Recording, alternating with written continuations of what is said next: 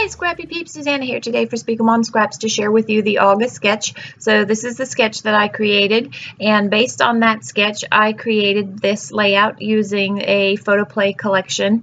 I also am going to stitch sequins, and the sequins that I used with this particular collection is called Rose, Wine, and Explosion. And if you shop at the Speak Mom Scraps store and you use the code Suzanna with a Z 15, you can save 15%. So I went with the color scheme of the pink and the teal. And another good sequins collection mix, if you are looking for a Spiegel Mom Scraps mix that would work really well with this collection, is called Fairy Garden. So that's another option for you to consider. So the sketch calls for a square. And or it could be a frame that you gutted and put around the whole piece of paper. I decided that I wanted to have different gradations of color, and so I have a pink background.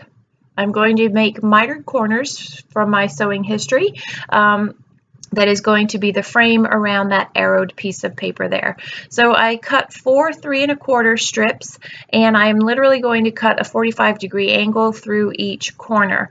I am going to get my Imaginis ruler because it has a 45-degree mark on it, which helps me get the exact precision of the 45-degree angle cut. I did actually do what my mom taught me to do in sewing, where you put the two together and then you fold it out to a 45-degree angle, and that gave me my first cut, but you can see where the fold is, and because of the thickness of this pattern paper, it's not exactly a clean line per se, and so that's why I go and get my Imaginis quilting ruler. It's not really a quilting ruler, but it has a 45-degree line mark in it, and you'll see it in this next.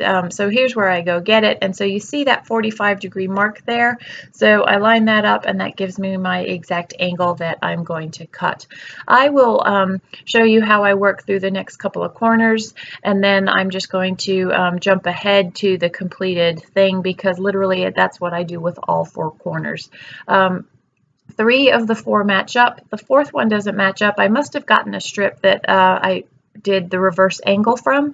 I'm not going to let it bother me, because really nobody really can tell unless you take a close look at it, and you will notice because I've drawn your attention to it, but really it's not all that obvious.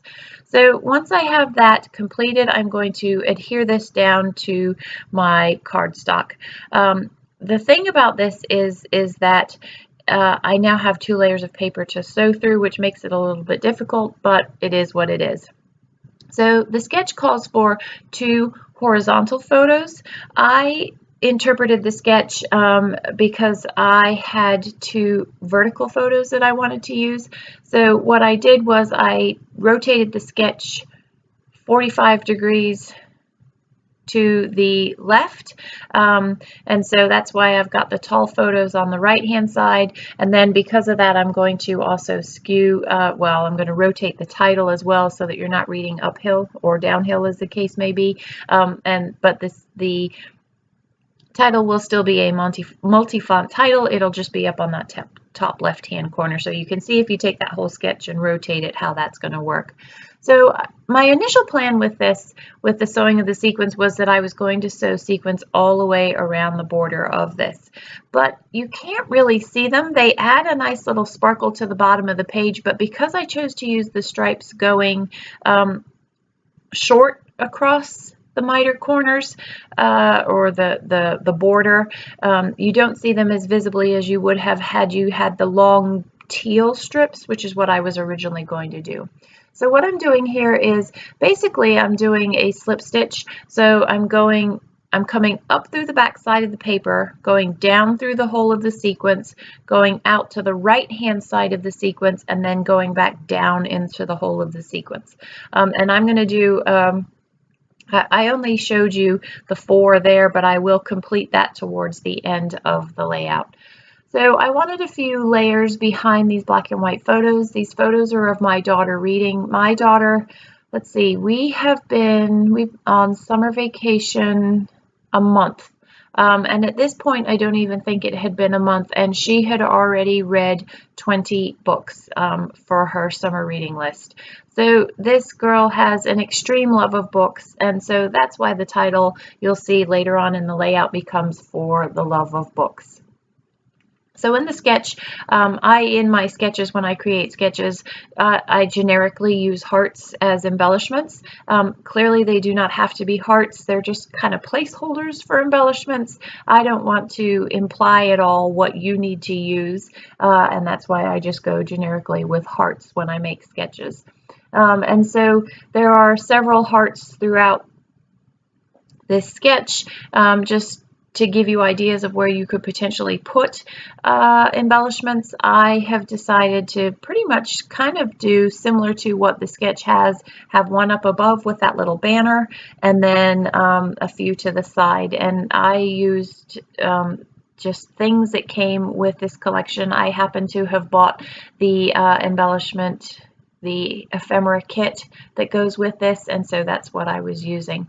I am now backing Love with foam adhesive because those of you who follow me and watch me scrap know that I like to use foam adhesive here and there just to add a little bit of depth to some of the pages. I also find that when you use foam adhesive, when you're using sequins on your pages, that it lifts the page protector off the page a little bit, and so you don't get scratches from the sequins onto the page protector there. So I'm just going to layer up these photos, layer up the embellishments, and in this collection, it's hard to tell the way that the lighting is here, but those arrows are brown. They're kind of a crafty color, and so I will actually later, and I do this off camera, I do take a craft tag that I will stick into a glassine envelope behind my daughter, and again, that just provides me a place to journal.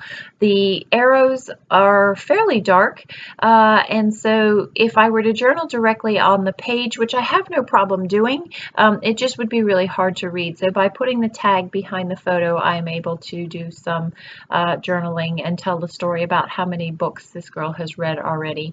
So I'm going to finish off the title work here. I've got these letters from, I believe these are basic gray, and then some Amy Tan, those foam letters there, and I actually only end up taking out the heart from that and using some other thickers to complete the title that says For the Love of.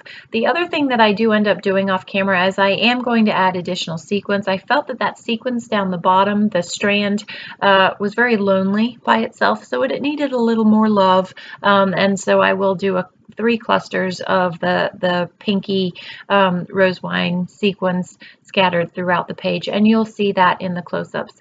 So this is a sketch inspired layout. It is inspired by a sketch that I created for Spiegelmom Scraps. This is the August sketch.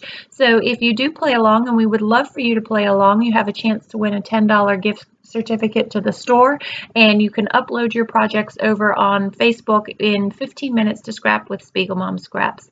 If you have any questions, please don't hesitate to leave them on the box down below. Thanks for joining me today. I hope you're doing well, and I hope you're inspired to play along with this sketch challenge. Thanks for joining me. Take care.